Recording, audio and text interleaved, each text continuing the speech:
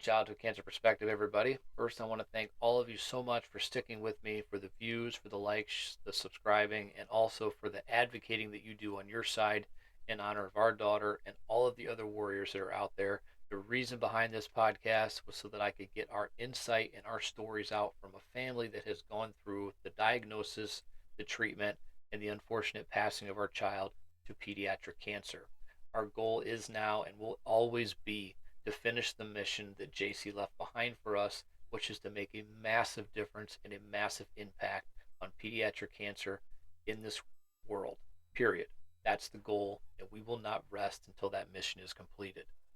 A few weeks ago, I talked about something called fake smiles. I talked about how when JC was diagnosed and throughout the treatments and throughout her long stays in the hospital, throughout everything that she went through, the chemo, the radiation, the CTs, the MRIs, the blood tests, the surgeries, that we had a support group that was second to none.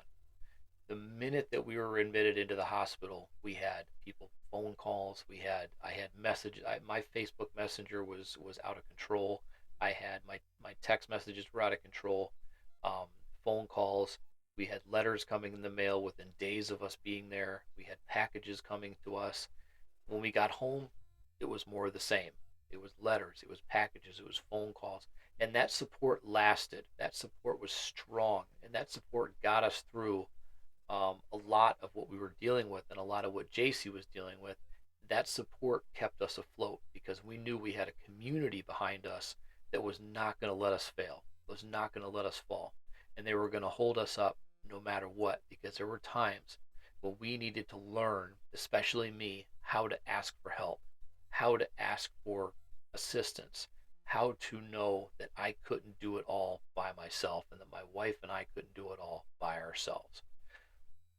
But there's a second side of this that I think that I wanted to address today. Now, I mentioned that what happened once JC passed is that all that support seemed to go away. And a lot of people just, they don't talk to us anymore, or they do, and it's very little. We don't get the reach out texts or the reach out calls anymore. Those people that said, hey, I'll never leave your side. I'll always be there for you. Just because she's, in heaven now doesn't mean we're going to stop being friends. A lot of those were empty promises. And there's one reason I think that is making a big difference. And it's not just among those that are cancer fighters or cancer families. I think it's among those families that have children in general that this rule will apply. And that is that people tend to stay away from us or tend to not associate with us because of what we represent. We represent a family that has seen the worst that this world has to offer. We represent a reality that nobody should ever have to face. No parents should ever have to face their own child's mortality. That representation, I think, hinders a lot of people from wanting to be involved with us on the cancer fighter side, because you realize that there's a real possibility that once that diagnosis comes down, that even if you go through the treatments, you go through the stem cells, you go through immunotherapies, radiation, things like that, there's a real solid reality that you could be in the same position that we are, where you could be wearing your daughter's ashes, or you could be having memorial benches laid in their honor because they did not make it. And I feel like people in our community with a child still fighting tend to do this, or seek support outside of us or our friendship because of what we represent. We represent that hard reality of childhood cancer, and the unfortunate side of that is that 1,800 children that are diagnosed will die this year, will die next year, and they will continue to do this until something is done. And we don't want to be part of that reality. That's the thing here. When we go to DC every year, we put JC's shoes among the other 1,800 shoes that are out there. We don't want to be part of that reality, but we represent it.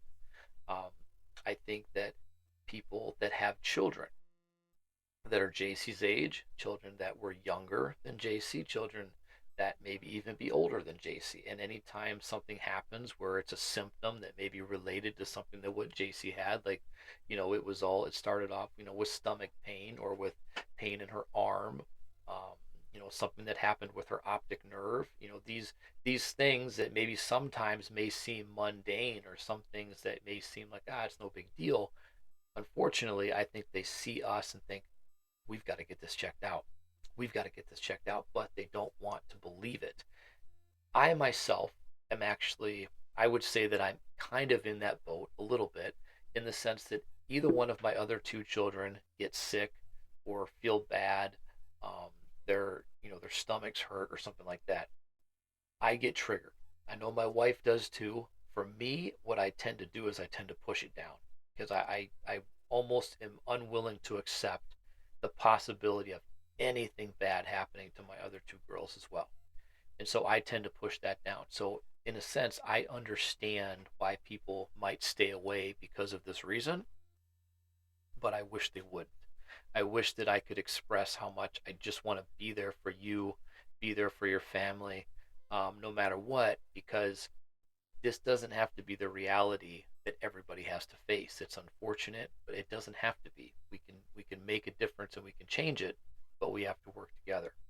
Um, those that have supported us in the past, or even still stay in our corner, I feel like if they ask us for advice, or they're just venting and we want to give our opinions or give our thoughts on what's going on or what we see, because we've seen from diagnosis all the way to the passing of our daughter, we've seen everything in between.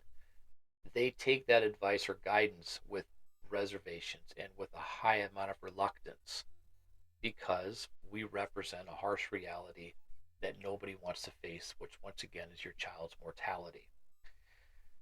Um, I think, however, that our advice and our guidance shouldn't be defined by our past, our history, or our experiences. I think that we can offer a lot of insight, and I think we can offer a lot to you, or to a parent that is going through this, to the a friend of a child that's going through this, a classmate, or an aunt or an uncle, whatever the case may be. I think we can offer a lot to them, because although you may not be able to believe it, I think we can offer you hope, and I think we can offer you prayer, and we can offer you strength. We can offer you um, that shoulder, that ear to vent, which can mean so much. And it can mean so much, especially to a person like me. Like I said, I don't ask for help. I never ask for help. I never reach out to anybody to get anything. I feel like I always need to do it myself, until we started going through all this, and I finally at some point had to realize that you can't do it all alone. And asking for help doesn't show a sign of weakness. It really means that you are willing to do anything you can to make a difference in your child's life or another child's life. You're willing to try. And so, taking our guidance and defining us by it in a bad way because of what happened with JC, I think really it limits, a really good sense um, of love and support that you're missing out on, because you don't want to take it from a family that has essentially lost everything. And while like I said, I understand, I think you're missing out on really solid advice and really solid insights, really solid support.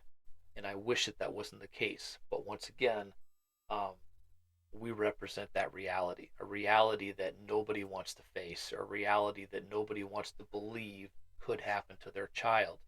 And if it does, if your child is fighting right now, if your child has been diagnosed, if your child has relapsed, if your child is going through new treatments, if your child is rejecting treatments, if your child is not understanding what's happening or why it's happening, or is expressing to you that they don't want to do it anymore, I want you to understand that that doesn't mean that all hope is lost.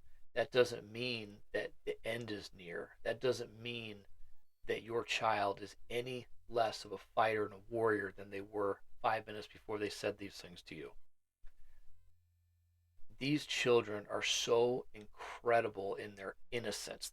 That innocence is what has always driven me to believe how genuine they are. That no matter what they're going through, they never let what's happening to them really affect their life. They still push through. They still find ways to make jokes. They still find ways to make us laugh and smile. They still find ways to show their personality. They still find ways to show us who they really are, and that cancer does not define them.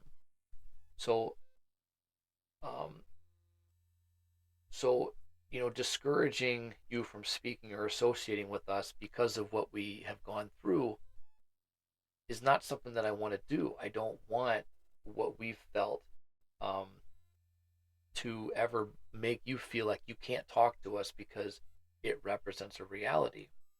And that brings us to another group of people as well, is that's those that have lost their children, those that have lost their children like us to pediatric cancer, um, ones maybe that we once were in touch with all the time. We spoke to, we conversed with, we helped each other out. We did whatever we needed to do. We were part of that group, that tight knit group that the pediatric cancer community is. And when the unfortunate happened and your child passed, all of a sudden, once again, it's not associating yourself with other parents that have lost children or even associating yourself with people that are still fighting. I almost feel like that's a way that you cover up your um, that reality. It's a way to step away from it. It's a way to not never forget your child. I would never say that. You're not forgetting them because, like I've said, you never move on. You move forward in life. You're never going to move on from losing a child. But kind of, pushing it away and not being involved in events, not being involved with charities, not speaking to other parents, not going to events that celebrate the survivors or to push for research, things like that, that it's supposed to make it all better, or maybe it makes it easier. I don't know, but there's something else that I feel like we represent. Yes, do we represent the reality of pediatric cancer? Yes. The reality is that most children going through this disease are not going to survive. And if they do survive, they're going to have after effects and late term side effects from these chemo drugs, which is what we're trying to do in our legislation. We're trying to get better research, we're trying to get better funding so that these drugs and these chemotherapies and these radiation treatments and immunotherapies and things like that are better suited for kids and better give them what they need to thrive in life. Instead of taking so much away, they give back to them and they give them back their childhood. And that reality of seeing those shoes in Washington is something that I believe everybody should see. Not because it's a morbid thing to see all these shoes that will never take another step, but it proves that we need to do something. And it also proves that community of people is there every single year to make our voices heard. These are the people that I believe we have the most guidance. We're the ones that should be in the halls of Congress, in the Oval Office, on the news. We're the ones that should be out there getting our word across. Yes, the doctors, the nurses, the oncologists, these people need to be out there as well supporting. But I think the group of people that needs to be the loudest are the ones that have children that have passed. We have felt the worst pain in the world. We are marching because our children are no longer with us, and we should be there getting the support we need. And I want all of you to get the support that you need, and all these families that try not to associate with us because of that, or they are reluctant to take our advice, or maybe reluctant to take our guidance because of what we've been through. I think you're really missing out on a solid support system that is not really going to be understood in other places. People can tell you that they're there for you and that they understand, but unless you've been through this, you truly are not going to understand that. What we do, we represent fight. Our family represents fight, determination, and absolute resilience. We have been through the worst thing that I think that you can go through in your lifetime, and that is to see a child pass, see your child pass, to hold your child's hand listen to your child's heart is everything stops and your world stops. We have been through hell, but we are still here. We're still here because we have responsibilities. We're still here because we have two other daughters. We're still here because we have to complete the mission that our daughter JC left behind for us. And that mission was to continue to make children smile across the country. It was also to make a difference so that no other child has to feel the way that JC feels. No other no other family has to feel the way that we felt. No other person on this planet ever has to be put in a position to sign away their child's life in a DNR document because they know that is truly the best thing for them is for their child to no longer be fighting on this earth because it is just too painful and it's just too hard for their body and their body is simply worn out. The reason that I feel like that so many people should listen, should allow the guidance to be there, allow us to be in your lives. Don't discount what we have to say and don't be scared of what we have to say because of what we faced. We have taken tragedy and we turned it into dedication. We took that dedication and we turned it into a mission. And that mission that this family has is something that we absolutely refuse to give up on. We will make sure that JC's name is in lights. We will make sure that her name is on legislation that protects the children of this country and gives them options, gives them chance, gives them the ability to fight, the ability to continue to be kids and get that childhood back. We have taken the pain, the suffering, the mourning, and the loss, and that we have turned that into a global push for something good to happen when it comes to pediatric cancer. We can absolutely make this. I apologize if you can hear the cat in the background. She's really making it difficult for me to be serious here. Apologize for that. Try to ignore it. I couldn't anymore, but I tried. We make this mission so that we can make a difference. We have legislation, Senate Bill 112 in Wisconsin, that would allow for corporations to have their tax dollars credited to them if they donate it to pediatric cancer research. We have support. We also have naysayers that think that it won't work. Whether or not that bill goes through is irrelevant. We will push in those halls in Madison, in those halls in DC, and I will be in emails and phone calls and Zoom calls in the capitals, and I will be there and our family will be there. And we'll be doing it until the good change happens, until funding comes our way, until vision happens for the pediatric cancer community. One thing that this whole thing ties together with is that the people in Congress, your congressmen and women, your representatives, your assembly members, they are all part of this group that doesn't want to hear what we have to say because we represent a harsh reality. Most of the people within this community or within the Congress and with the Senate and the House and things like that in your states, even in the federal buildings, they all have kids, they have families. We represent a reality that nobody wants to talk about. Therefore, it is very difficult for us to get support because they don't think that we need it. And I don't think personally it's that each one of them believes that we don't need the support for pediatric cancer. I believe they see the budget for the NIH and the NCI as a whole, where they see it in the state where the money goes to the hospitals, and they see that as enough money to cover research. The reality of that is, though, that unless those dollars are dedicated directly to research, that's not where the money's going. That's not what the money is funding. That money is funding the hospital as a whole. That money is funding administration.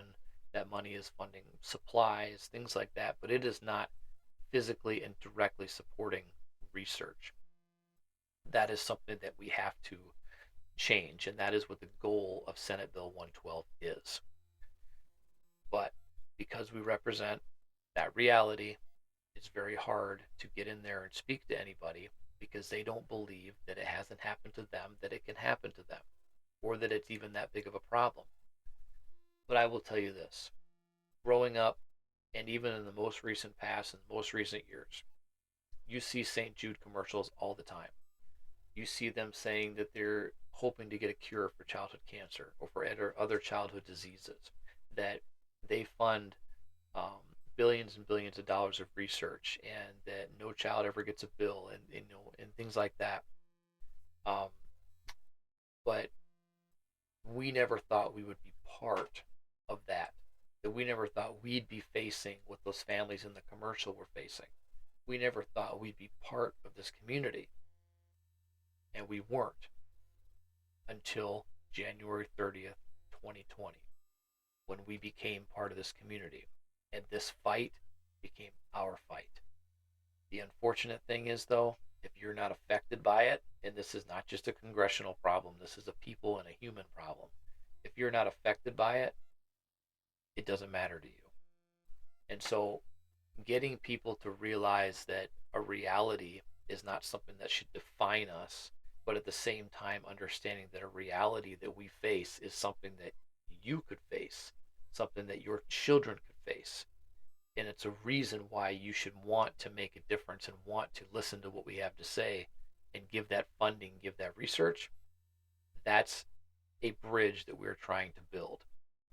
And that's the one we're going to try to cross and get people to come with us so they can understand that reality needs to be gone. The fact of people, families, parents losing children at young ages needs to go away. We need to get rid of that reality. And at some point, I hope that we do. And I hope that at some point, our business isn't needed anymore, that we can go out of business. But right now, we're just going to continue that fight. We're going to continue that push. And all the support we're getting, we hope that we can continue to see that get bigger and brighter and louder. That's where all of you come in. Continue to show comments, make sure that you share the videos, share all the social media that we have, share the podcast, make sure that you get it out there, let people know who we are, and that we're doing so much behind the scenes. This is one thing that we're doing behind the scenes to get people involved in what we're doing so that we can as a whole and as a group represent fight. We can represent determination. We can represent resilience. We can represent a group of people that have wiped cancer off the map, that have given our children their lives back, given our beautiful babies the ability to live their lives, to grow up and make the mistakes that we've all made, to grow up and have jobs and get married and have kids of their own, and to do all the things that they are supposed to do, that they're meant to do. Not worrying every single day whether or not a scan is going to come back bad, or whether or not they're going to feel like crap that day, whether or not their hair is going to fall out, whether or not their friends aren't going to talk to them anymore, they're going to get bullied, or you're going to get bullied by adults that don't understand that staring at a child that is going through something like this is the same thing as saying something. It's the same type of bullying. And we hope that we can represent that. Yes, every single day, my wife, myself, and my two children, along with JC, we all represent the reality that childhood cancer is fatal. Childhood cancer can be, and it can take away your childhood. It can take away the your looks, and it can take away your ability to be a normal child, to do everything that all of your friends are doing. It can take all of that away. And I apologize if this is really hard hitting, but I lost my filter a long time ago when it comes to this stuff. And the way I feel is the way it comes out in my words. And I don't mean it to be disrespectful to anybody. I don't believe that every single child, if you have a child that's fighting, is going to pass from this. I think that there's a lot of children that are going to make it. We've, we've followed a couple families here who actually, there's a child that has the same type of cancer as JC, and they're now cancer. They've been cancer NED, so almost cancer free. Once they hit the 5-year mark, you're considered cancer free. We've seen, a handful of people here recently that have rang the bell, and congratulations to all of you. We've seen people whose children have relapsed, and it's tough to change protocols and change the way that your child is treated, and it can be hard on them. But the difference is between kids and adults is that what do we do? If something bad happens to us, we tend to bitch, we tend to moan, we tend to blame everybody else in the world, we tend to get angry, get mad. These kids find ways to laugh, to smile, um, to send funny Snapchats, to uh, just be themselves, be kids. And by doing that, they are proving that that innocence that a child has is the real reason that they're so accepted and loved when it comes to everything that they're going through, because they don't represent all that's bad in the world. They haven't had a chance to make the mistakes and to do the things that we've done as adults. They haven't had a chance. They represent everything that's good in the world, and that is what makes it so easy to fight for them, because I know how good these people are. I know how good these kids are, and the families that have stuck with us and stuck by our side, I know that they truly did love JC, and they still do. And I also know that there is a lot of reluctance there to maybe heed our advice or to listen to us or even be around us when things go wrong, because of what we are here fighting for, and why we're even part of this community and why we're part of another community. Um, it makes it difficult for them to really see us in any other light other than your child passed, and our child is fighting, or she's not having a good day, or he's not having a good day. And because of that, I'm scared that um, it may get worse for us, or we may be in your boat one day. And it's a shame and it's sad, and I don't want any other family to ever feel like we feel. I don't want any other family to go through what we've gone through. I don't want our friends and our family to ever feel like I can't be around you because it makes me sad because I have young kids or I have a child that's fighting and I can't imagine. And the thing is, we don't want you to know that. We don't want you to imagine ever what we're going through. We don't want you to feel that, but we want to be there for you. So, in closing, we represent a reality. We represent something that no parents, no family should ever have to face. We represent a child's mortality. We represent the unfortunate side effect of pediatric cancer, which is death.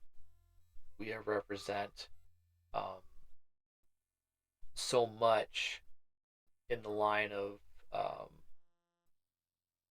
of suffering and and fear and sadness.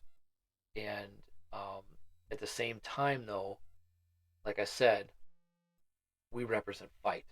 We represent determination and resilience. We represent um, turning tragedy into dedication and a mission that we will not stop. So that's what I want to be seen as. Yes, you can absolutely label us as an angel family, as a parents that lost a child to cancer, but do not put us into a box. Do not put us in a corner and say, this is all you are. This is why we can't associate. This is why we're scared to talk to you.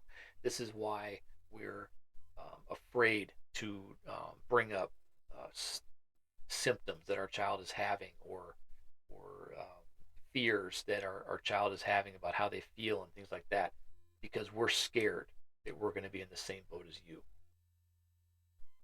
Not everybody's going to be in this boat, and not everybody should be in this boat. Nobody should be. But please don't ever shy away from somebody because of the experience that they've had and the reality that they represent. It could be some of the most humbling experiences that you have to speak to them and to understand that we're the same people that we were before July 3rd, 2021. We're the same people that we were before January 30th of 2020. We're the same people. We just have a history and a past that scares people. But we will never, ever, ever be anybody different than who we were before all of that happened. We're just a family that refuses to quit. We're a family that refuses to stop fighting. We are a family that will always, always be in the corner of every single one of your warriors and your families. And whether or not you're going through something like this, anything tragic in your life, it doesn't matter. If you're going through something just that's tough for your kid, a transition for your kid that's happening from middle school to high school, it doesn't matter. We are here for everybody. We want to be in your corner. Please don't ever define us as one thing and not allow us to go outside of the box and help you if there's anything we can do. Thank you guys so much for listening to this episode. I appreciate all the likes and the shares and the advocacy that you continue to help us with. Please stay tuned as I do more episodes every single week, and hopefully the next one will have my wife with me as we speak about something that is very strong, and that is the 80% and 20% of marriages that hit that mortality rate as well when something like this happens. Thank you guys so much. I'll see you next week.